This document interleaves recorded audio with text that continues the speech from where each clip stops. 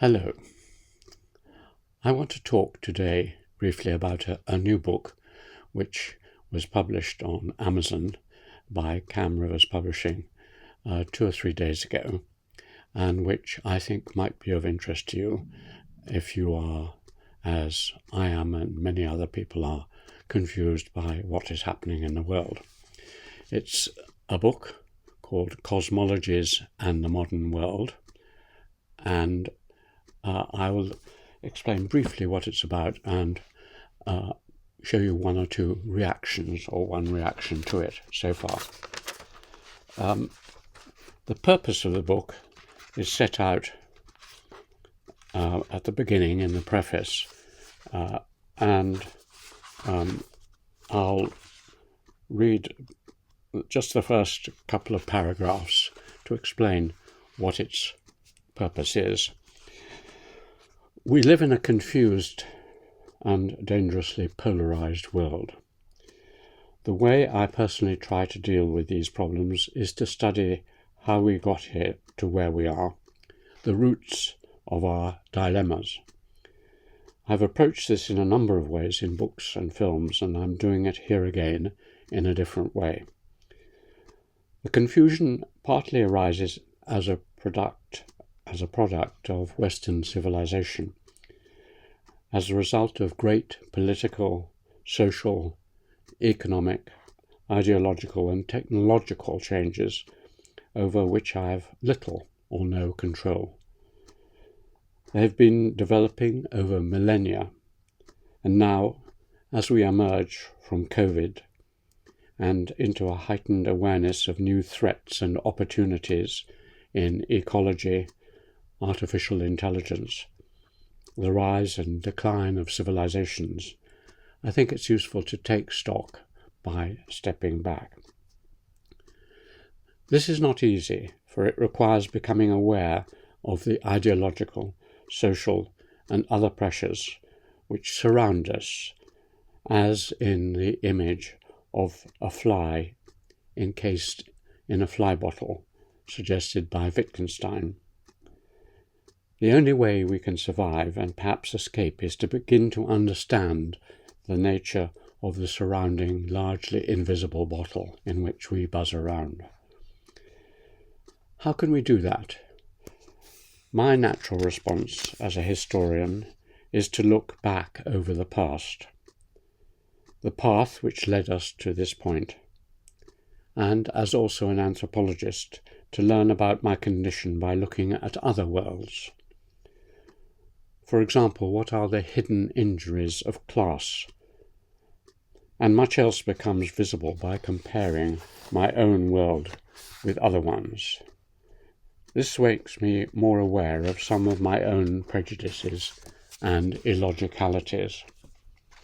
So it's a book to try and look at the Earth as if we were Martians or people from another planet who were trying to puzzle out why human beings, after a few thousand years of evolution, were still squabbling and destroying their planet.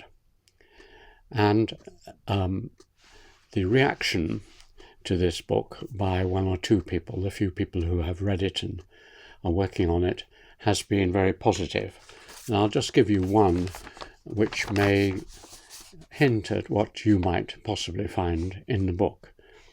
This came to me yesterday in an email from a young friend in China who is translating the book into Chinese. She's been a friend for a long time. She's translated a number of my works, and she's well educated in China and Britain, and she wrote about her excitement at working on this book as follows. I've been dedicated some time lately to thoroughly read and translate your book, Cosmologies, which has been a delightful endeavour. I feel as if I have become your real student. These lectures are both enlightening and exhilarating. It was originally based on a series of lectures I gave to students in Cambridge. Thank you for allowing me the opportunity to translate this work. I feel incredibly fortunate. Just this morning, I reached the second chapter on the discussion about time.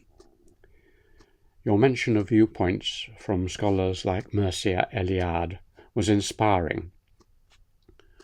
While translating your words, it feels as though I'm taking flight from our hutong, that's the small buildings in Beijing, seeing this blue planet and the extensive history of humanity from the perspective of an anthropologist on Mars. This kind of perspective gives a fascinating exploration of both the East and the West, lifting me from the minutiae of daily life where current annoyances seem fleeting. The trivialities of daily life and the narrow-minded, short-sighted views propagated by today's internet media makes us very anxious, just as you mentioned, like flies and ants in a jar bumping around aimlessly. Translating this book has made me question many things we take for granted, which is intriguing. I think that once this book is available in Chinese, it will greatly benefit many who are lost in confusion. We sorely need this kind of reflective, comparative perspective to view issues more broadly. Now I must return to this joyful task of translation. So clearly it struck a chord, and I think it did so because it's a summation of a great deal of other people's thoughts, other than mine, about how the world has changed, particularly over the last 500 years. Because what I do, and is represented in this painting of 8 major theories, is I looked at the way in which cosmologies, or our worldviews, are shaped by political, technological, industrial and other forces. We are largely unaware of this. This is a subject which has been tackled by famous historians of science and philosophy, such as Thomas Kuhn, who talked a lot about cosmologies, and Michel Foucault and others. And what they showed was that our thought systems are like the belief systems of any society. We are no different in having belief systems like those I studied in African societies or New Guinea or elsewhere. They make sense of our world. They tell us who we are, where we came from, where we're going. And these thought systems develop and change, and Kuhn and Foucault show that they change. What they don't do satisfactorily is to ask what shapes them and why they change. So taking those which I think are really important, I start with the circular worldview that everything and time go back to the beginning, which went on roughly to the 15th, 16th century and the Renaissance. Then the second is a gradual idea that we can progress, which reaches its height in the Enlightenment. And then a rebuff with the French Revolution and industrialism and its the poverty and misery it caused.